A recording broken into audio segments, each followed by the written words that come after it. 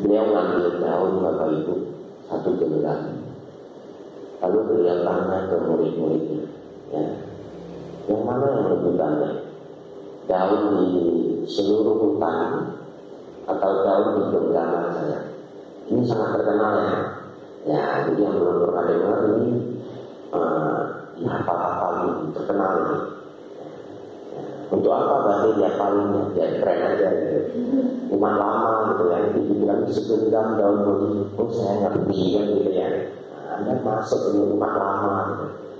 Bapak Ibu Saudara, dia tanya muridnya mana yang lebih banyak, daun di hutan atau di genggaman saya? Muridnya menjawab, tentu yang lebih banyak daun di hutan belantara ini. Sang Buddha mengatakan, seperti inilah dharma yang saya ajarkan. Ya, seperti ini. Maksudnya apa? Pengetahuan di dunia ini sangat banyak, tapi yang saya ajarkan hanya segenggam ini. Karena hanya yang segenggam ini yang membawa pada bebasnya penderitaan. Ya.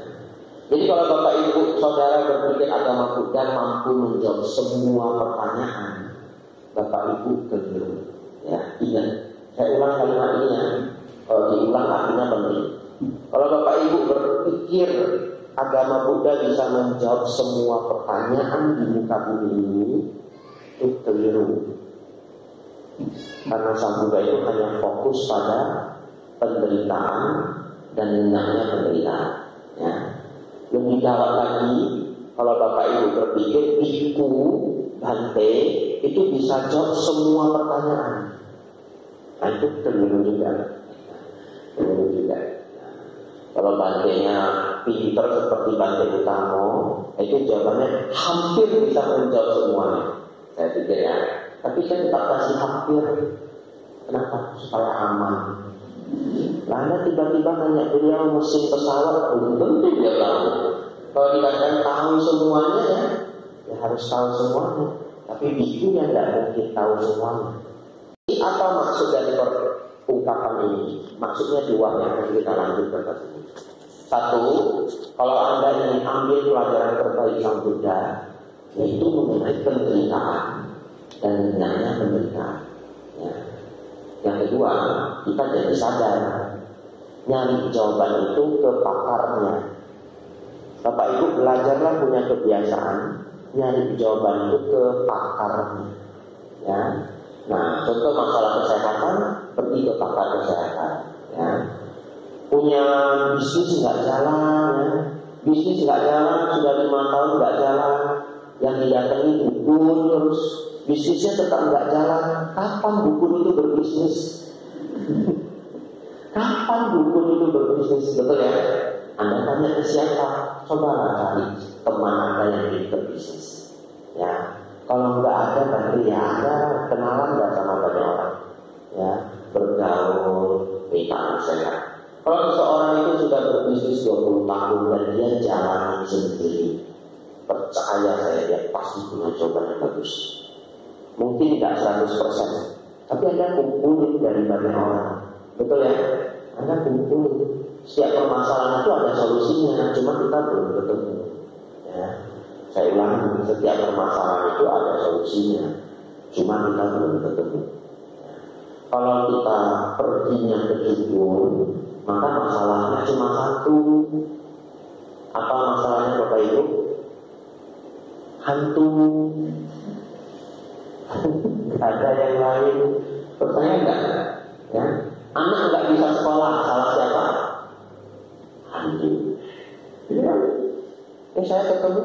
Berarti anak saya diguna-guna jadi nggak bisa sekolah. Jadi nggak bisa sekolah. Terus di rumah dia belajar nggak mau, berarti main HP terus. Itu hantunya itu HP. Ya toh, ya baiklah ya, baiklah setiap orang punya cara berpikir masing-masing. Tapi tanyalah ke pakarnya. Tidak selalu hantu yang salah. Kalau hantunya bisa protes ya Bapak Ibu ya. Saya nggak salah gitu ya. Itu ada suaranya Bapak Ibu. Bapak Ibu Saudara, baik. Yang kedua, terus baru saya gabung ya. Kuku, debu di kuku. Pernah dengar? Nah, sebagian ngantuk ya, debu di kuku. Yang belum ngantuk, nah dengerin. Biar Anda jadi umat lama waktu itu. Iya, kalau ikut retreat nanti keren. Nah, artinya cerita sedikit saya tahu. Nah, tadi apa segenggam daun? Ya, atau segenggam daun bodi. Tapi tidak harus daun bodi. Ya, segenggam daun tadi. Ini kuku, debu di kuku. Bapak Ibu Saudara, Sang Buddha pernah bertanya ke muridnya, manakah yang lebih banyak? Debu di bumi ini atau debu di kuku? Muridnya menjawab, tentu debu di bumi ini lebih banyak. Sang Buddha menjawab, seperti itulah kehidupan ini, seperti itulah makhluk menderita itu banyaknya seperti debu di bumi. Maaf, debu di bumi. Ya, saya ulangi ya. Ini lemah lagi sudah karung lain harus 10 konsen. Ulang Bapak Ibu ya. Makhluk yang menderita itu sebanyak debu di bumi, banyak sekali. Lalu makhluk yang bahagia dan tidak menderita itu seperti debu di ujung kuku. Yang tidak menderita siapa Bante? Manusia, dewa, Brahma. Yang menderita siapa Bante? Peta atau hantu, binatang, makhluk neraka. Ya. Jadi yang menderita tiga alam, yang tidak menderita tiga alam. Tapi manusia kan menderita juga Bante, kadang-kadang. Kalau mau dibahas lebih detail, semua yang di 31 alam itu masih ada duka. Setuju?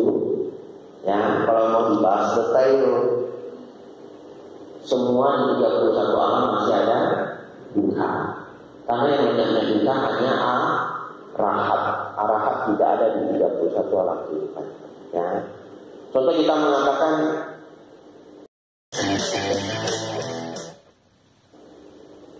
kamu enak, kamu udah gak susah, anak-anak udah sukses. Ya enaklah sekarang hidup ini. Ya itu betul. Tapi kalau mau dibahas detail, orang sukses apapun ada nggak susahnya? Ya ada ya. Kadang yang sakit perut juga, ya. Kadang yang stres juga, ya. Anaknya pulangnya larut ya stres juga, ya. Tetapi itu kalau dibahas detail, ya. Tapi kalau secara luas sudah baik. Jadi Bapak Ibu Saudara, Anda yang datang malam hari ini, yang jumlahnya cuma segelintir Pekalongan, ini kan segelintir Pekalongan ya, Anda itu berbunyi ujung maklum menderita itu buruannya. Enggak ini. Kok saya lihat manusia juga banyak. Katanya sekarang 78 miliar. Ya, saya selalu mengulang ini. Sepertinya dulu datang ke sini juga bahas. Jawabannya tidak kata itu ya. 8 miliar manusia itu sedikit, segelintir. Ya. Anda nggak percaya? Anda hitung untuk ikan teri di laut. Nah, hitunglah ikan teri di laut ya. Nah, semut Bapak Ibu ya. Pernah ada orang matematikawan pintar, dia coba pakai rumus matematika mau hitung jumlahnya semut. Miliar berapa nol Bapak Ibu? 9 triliun 12 ya. Baik. Semut itu pakai rumus matematika tentu tidak bisa pas ya. Mereka hitung. Jumlahnya 19 nol. Ya, jutaan triliun. Betul ya? Ya, 12 tambah 6 nol. Nah, jutaan triliun. Itu jumlah semut Bapak Ibu. Berarti jumlah semut aja kita kan cuma 8 miliar. Anda bandingkan jutaan triliun. Ya, 9-0 banding sama 19-0. Kita nggak kalah 10-0. Cuma semut. Yang belum kutu, itu nggak betul. Ya. Cacing, kumbang, ikan teri, udang kecil itu. Ya, kalau di Medan namanya keceping, lalat, semua serangga di bumi ini. Ada sensus lah kita. Sudah sadar kalau lebih banyak makhluk menderita, ya, perbandingannya udah nggak berbanding lurus. Belum lagi makhluk tidak terlihat. Ya. Bapak Ibu Saudara, oleh karena itu kita bersyukur kita sudah di alam yang baik. Sekarang saya mau mengajak Anda pintar, mengajak Bapak Ibu pintar, ya. Kalau mau belajar sesuatu, belajar sama pakarnya, ya gitu. Mau belajar sesuatu, cari pakarnya. Anda harus cari dulu pakarnya. Kalau kita punya kebiasaan kalau belajar dari yang terbaik, mudah-mudahan kita gampang sukses. Ya, terbaik dari yang terbaik, mudah-mudahan kita gampang sukses. Contoh, walaupun tidak semua orang punya fasilitas itu, ya, tapi mari kita bahas. Contoh, Anda mau main gitar, jangan sembarang les. Zaman sekarang zaman internet, dicek dulu guru gitar terbaik di Pekalongan. Cari dulu, ketemu sekolah musik terbaik di Pekalongan berapa tempat, guru les yang di rumah berapa orang. Nah, Anda teliti. Ya, telitinya banyak cara. Satu, bisa dari online, lihat murid bintang kalau sekarang, ya, ada bintang. Yang kedua, harga, dia berani pasang harga berapa. Umumnya kalau dia mahal dan muridnya banyak, kita udah gak ragu. Dia udah berani pasang mahal, muridnya banyak. Lalu yang ketiga, kita cek lagi, muridnya berprestasi enggak? Gampang, kalau muridnya semua megang lomba, menang, gurunya bagus. Anda ciptakan kriteria-kriteria itu, lebih dari satu tentu. Ya, kalau kita cerita gitar. Nah, setelah Anda cari, dia pernah juara, dia dulu belajarnya di Australia, misalkan karena saya orang tua, dia pulang ke Pekalongan, muridnya banyak, ya, muridnya pada menang lomba, gurunya standarnya royal, ya, kalau musik itu royal, ya, ada RSN atau Yamaha, atau ada yang dua lagi, satu dari Australia dan tempat lain, Trinity, satu lagi saya lupa nama ujiannya. Pokoknya kita udah pelajari, dapat guru terbaik di Pekalongan. Lebih gampang sukses kan? Ya, lebih gampang sukses daripada sekedar jalan menerima murid les gitar. Pas cuma depan wihara, satu wihara, ada les. Segampang itu ada les. Ya, nyari guru ini siapa ini orangnya? Makanya sebenarnya sering sekali orang tidak sukses mengerjakan sesuatu, dia pikir dia sial atau dia nyalain hantu. Padahal enggak. Orang lain mengerjakan PR yang lebih lengkap. Ngerti Bapak Ibu?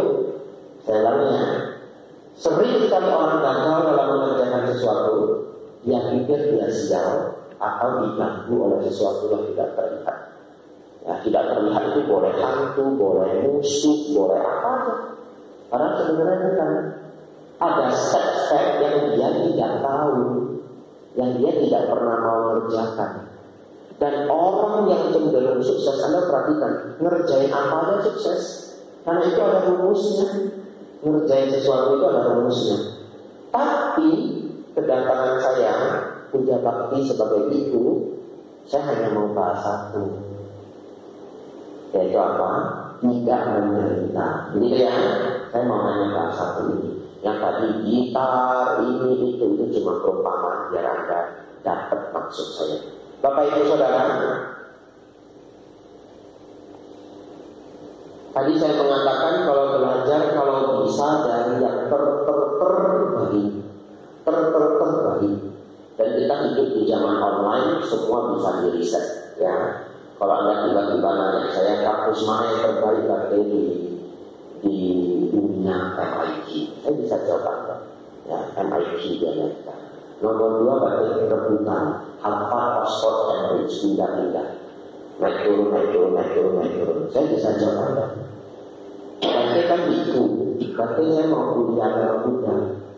Universitas mana terbaik di dunia? Baik, kalau mau cerita dunia, Oxford University. Dia punya PhD, S3 Business Studies. Kalau saya mau di Asia, nanti Tokyo University, Hong Kong University. Saya mau di negara Inggris, oke, Parademia University Sri Lanka, Kelania University Sri Lanka, Maharajalalongkorn Thailand, ITBNU Myanmar, ya kan? Saya bisa tunjuk. Saya mau di Jepang nanti, oke.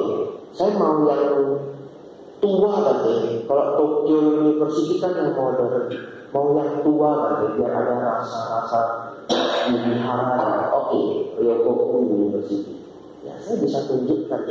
Kalau tempatnya saja kita tidak bisa tunjukkan, kita tidak terbiasa belajar dengan yang baik. Menghemat waktu Bapak Ibu Saudara, saya mau sampaikan Bapak Ibu. Saya sudah explore. Tadi sengaja saya agak pamer sedikit. Tahu ini dan itu sengaja supaya Anda tahu saya suka explore Bapak Ibu. Anda boleh pilih apa saja. Selama barang itu bisa saya cek, saya bisa cek. Maksudnya apa? Nanti audio apa paling bagus ya? Oke, kasih saya sendiri. Saya pelajari seluruh audio. Sennheiser, Bose, dan apa. Berikan saya sendiri. Berikan saya satu topik. Saya akan melanjutkan Anda. Nanti tahu secara ini ya. Berikan saya waktu. Sekarang pertanyaannya. Kan saya mau mempengaruhi Anda ini. Tapi yang baik ya. Supaya Anda yakin Anda tidak habis waktu. Saya sudah explore yang namanya kebijaksanaan. Yang di dunia ini luas sekali. Saya sudah explore. Ya, apakah agama lain, apakah filosofi, apakah ilmu, apakah sains, psikologi, story, filosofi Yunani ada Seneca, Marcus Aurelius. Saya sudah cek. Psikologi ada siapa? Carl Jung, Sigmund Freud, William James ya. Anda tahu? Kebijaksanaan hidup yang terbaik siapa Bapak Ibu? Sang Buddha. Ini biar ada hemat waktu. Betul? Sang Buddha. Jadi Anda nggak usah ekspor lagi. Kalau Anda percaya saya, kan begitu ya? Saya sudah ekspor Sang Buddha. Tapi saya mau mempengaruhi Anda ini ya. Tapi ada dua hal yang Anda harus kerjakan. Satu, tidak keras kepala. Dua, mau mengerjakan PR. Ya. Satu, tidak keras kepala. Dua, mengerjakan PR. Tapi Bapak Ibu Saudara, manusia itu sangat keras kepala, termasuk saya. Nah, fair ya? Ya. Manusia sangat keras kepala, termasuk saya. Biar fair.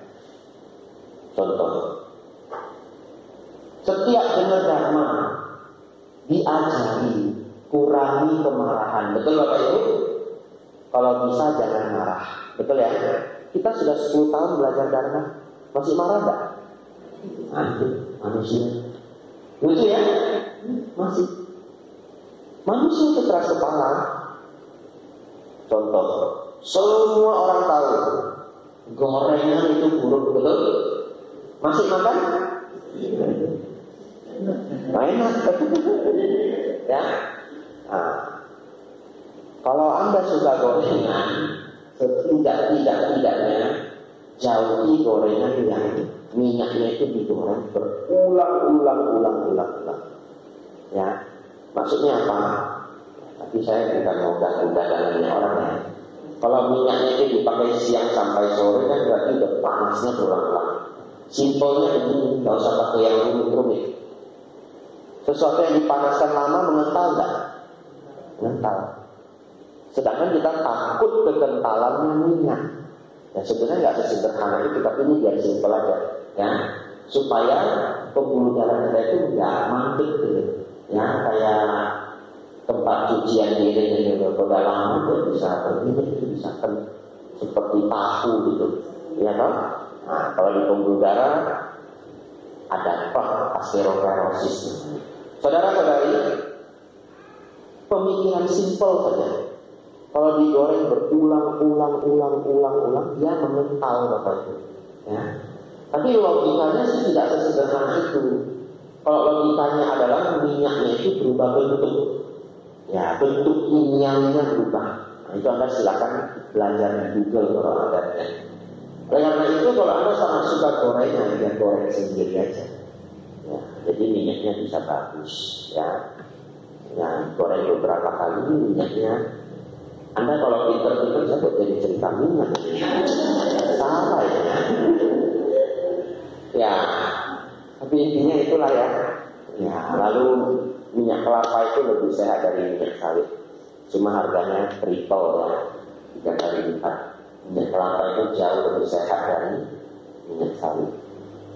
Minyak kelapa itu cuma lengket kalau itu ya, kalau untuk menggoreng lengket. Sebelum saya meneruskan seminar kesehatan dan masak-masak ini, saya cepat-cepat kembali ke kertas saya Bapak Ibu ya. Karena hari ini memang ceramah saya tidak terstruktur karena lemah lesu ya. Kalau terstruktur bagus dari awal masuk sampai habis ya. Besok saya bikin terstruktur Bapak Ibu ya. Hari ini ngalur ngidul tapi ada dharmanya, ada kebijaksanaannya. Baik Bapak Ibu Saudara, sifat manusia satu apa? Rodok prasepala. Yang kedua, ini supaya berhasil belajar dharma, kurangi prasepala, mau mengerjakan PR-nya. Ya. Kita sudah dari dulu mendengar nasihat Sang Buddha, jangan marah, ya kita tetap masih marah. Ya. Jangan ego, kita tetap masih ada ego. Tetapi semakin bijaksana kita, semakin kita tidak keras kepala, sehingga bahaya-bahaya yang berat itu bisa segera kita tangkis. Paling sederhana apa? Sang Buddha mengatakan jangan minum minuman keras. Ya kan? Itu kan sudah jelas sekali. Ya, kalau hilangkan bagaimana? Banyak sekali kelebihannya. Ya. Jadi kalau Bapak Ibu di ruangan ini ada yang masih suka minum, yaitu setiap kali minum Anda melihat keras kepalaan Anda sendiri. Kenapa? Karena tidak terlalu sulit untuk memahami bahwa alkohol itu merusak badan. Mengenai siapa aja orang semua setuju. Ya, nanti liver bisa rusak. Ya, Bapak Ibu Saudara. Kalau masih minum, gimana tadi? Kurangi pelan-pelan. Ya, kalau langsung dikurangi drastis, belum tentu semua orang bisa. Kurangi pelan-pelan, kurangi pelan-pelan.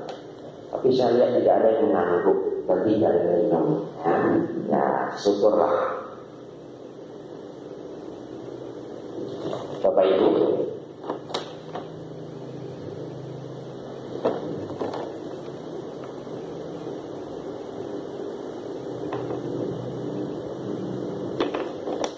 kita masuk tanya jawab aja. Ya, saya jawab satu pertanyaan, baru saya kasih selesai.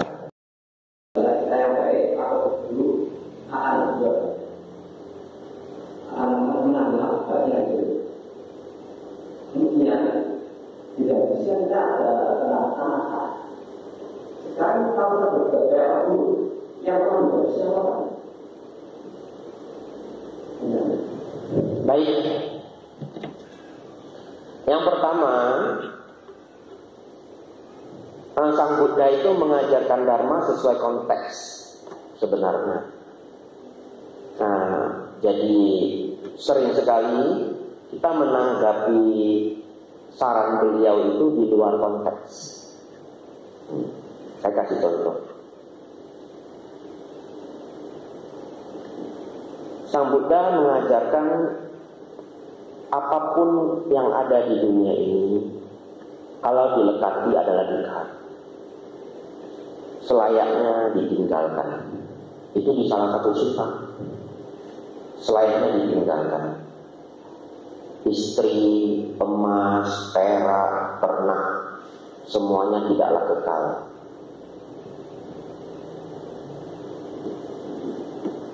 Tapi beliau menyampaikan itu konteksnya kepada pertapa. Kita tidak bisa bahas hal itu ke semua orang. Nah, bagaimana kita membahas? Kalau saya ambil ajaran itu secara sempit, setiap umat yang datang curhat ke saya, Bante, rumah tangga saya sulit, Bante, sering ribut, tinggalkan Pak, tinggalkan. Iya toh, itu dhamma itu. Istri Pak, tinggalkan. Itu hanya kumpulan dari tulang, kulit, tidak ada yang indah. Bapak tertipu. Tidak sesuai konteks. Nah, di sisi lain kemudian mengajarkan cara mendapatkan kesejahteraan, upaya tidak kenal henti, jaga harta yang baik, punya teman yang baik, menyesuaikan yang belum sesuai menjadi sesuai, dan yang lain-lain. Itu nggak ada hubungan sama pertapa.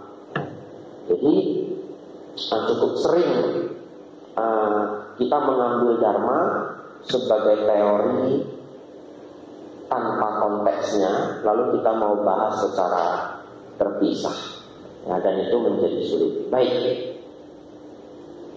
pertanyaannya, kalau bercerita mengenai karma berbuah, itu adalah dharma terhadap kehidupan sehari-hari.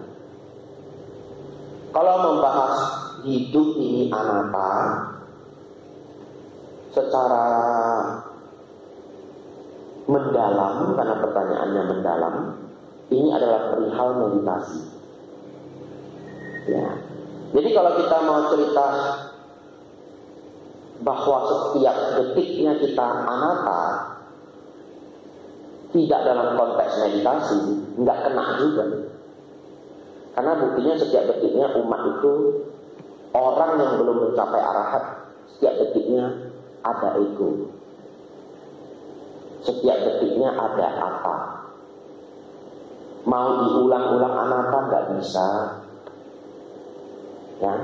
Kalau Bapak Ibu paham anatta 100%, Anda terus anatta, Anda tidak pernah lagi sakit hati.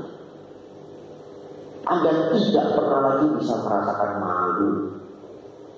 Kenyataannya kehidupan sehari-hari bisa malu kan? Bisa malu. Ya. Mau traktir orang, dompetnya ketinggalan, kan malu. Udah yang kali ketiga lagi. Nah, kali pertama sih tidak malu, udah kali ketiga lagi, contoh ya. Tapi kalau kita paham anatta, itu apa malu? Ditanya teman, kamu bilang mau traktir, kamu udah 3 kali loh lupa dompet, kamu apa enggak malu? Kamu undang 10 orang, itu apa malu? Anatta. Iya kan? Enggak pas. Konteksnya tidak pas. Baik, tapi saya akan bahas. Karma itu selalu berbuah kepada pelakunya masing-masing. Berbuah.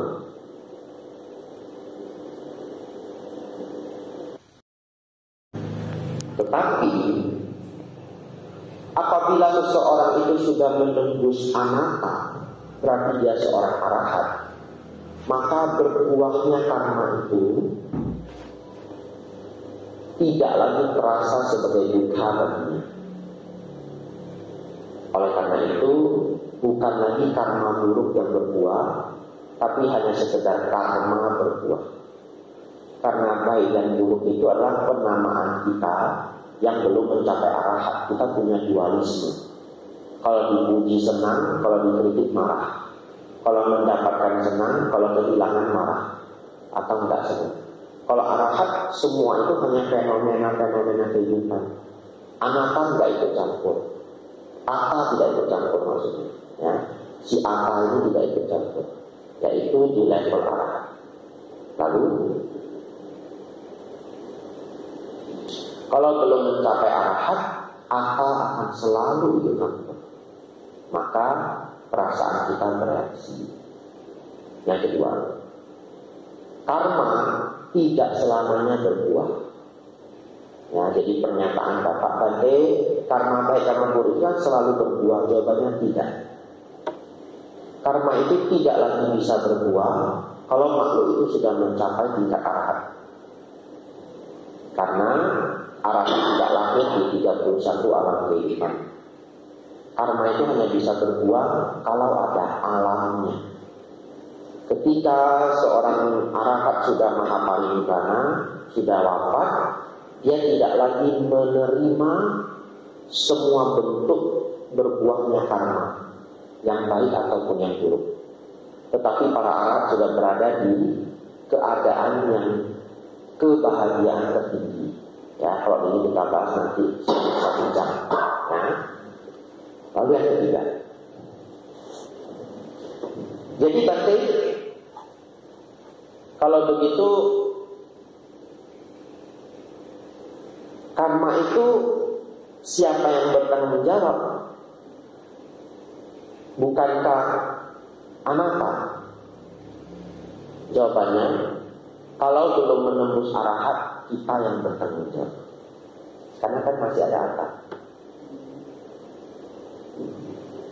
Tapi kalau sudah menembus arahat, kita jadi tahu tidak ada yang bertanggung jawab. Kenapa? Karena tidak ada atta. Pasti masih bingung. Betul ya? Pasti masih ada yang bingung. Tadi saya kasih perumpamaan. Bapak Ibu bayangkan kita semua bermimpi, masuk ke alam mimpi. Mimpi ini Bapak Ibu ya, semua sedang bermimpi, jalan-jalan ke wihara Bandung.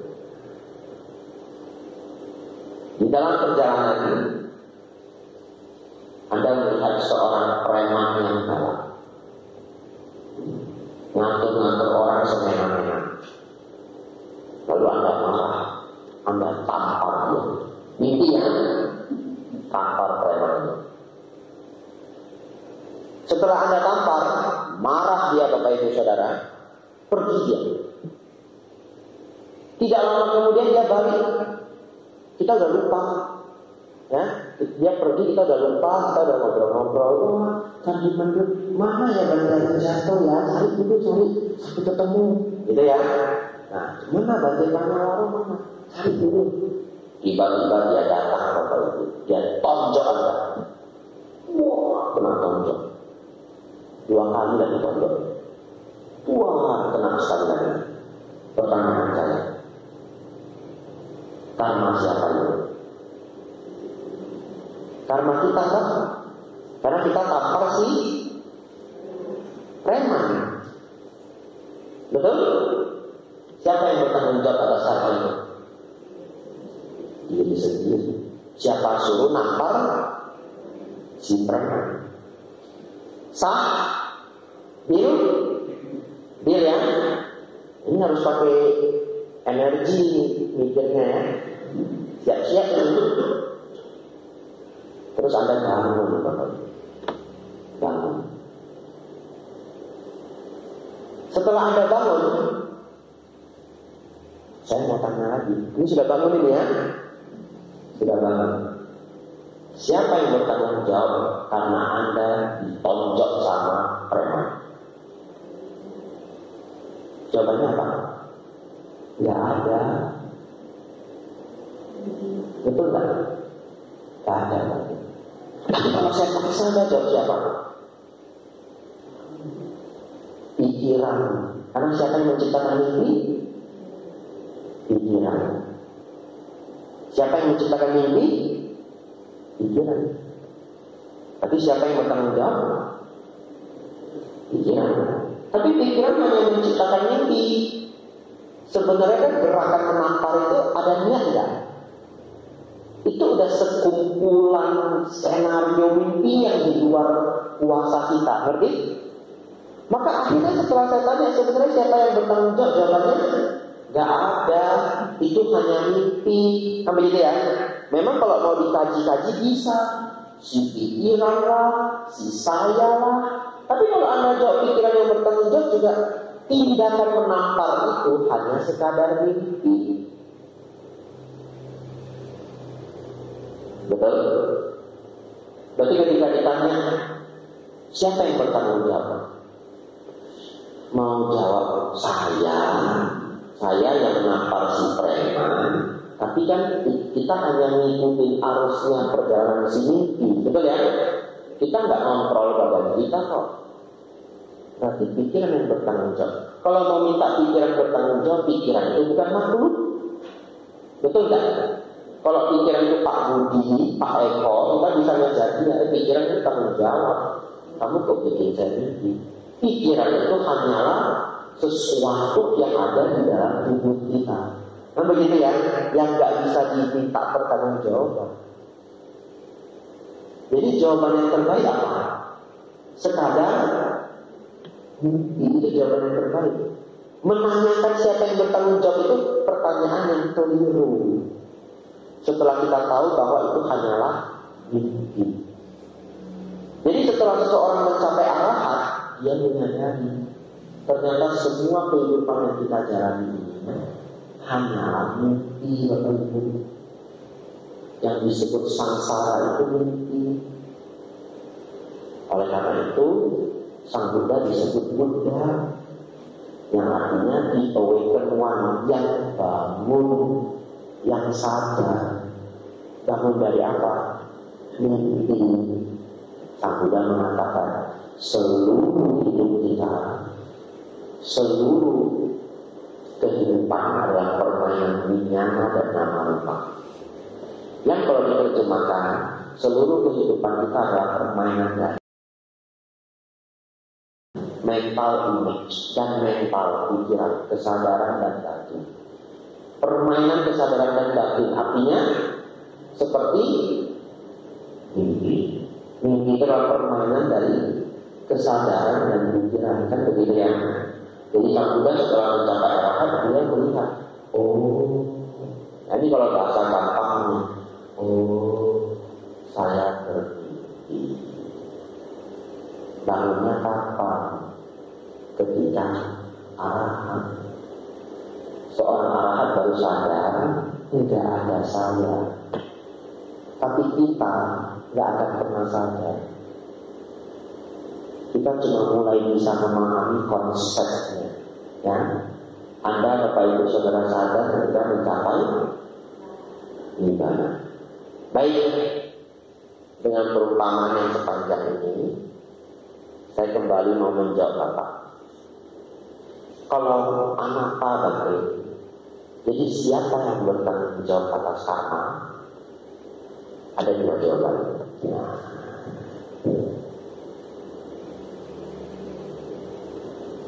Jawaban yang paling pas menurut saya, tidak ada yang bertanggung jawab. Setelah memahami, semuanya hanyalah ibarat kata mimpi belaka. Pada akhirnya hakikat anatta tetaplah anatta. Itu jawaban versi saya. Tapi saya punya jawaban versi Bhante Dhammadhiro. Semoga saya tidak salah mewakili beliau. Ya.